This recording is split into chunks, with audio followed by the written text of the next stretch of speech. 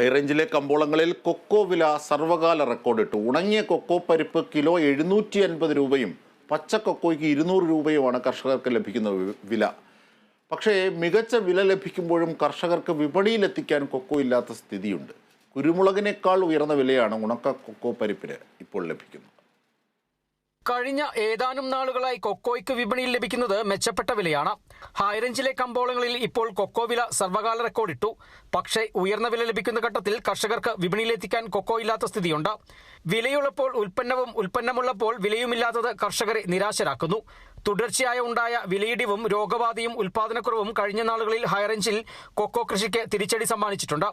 മുൻപ് കൃത്യമായ ഇടവേളകളിൽ കർഷകർക്ക് മെച്ചപ്പെട്ട വരുമാനം നൽകിയിരുന്ന കൃഷിയായിരുന്നു കൊക്കോയെങ്കിൽ ഉൽപാദനക്കുറവ് മൂലം കാര്യങ്ങൾ പാടെ മാറി പറഞ്ഞു.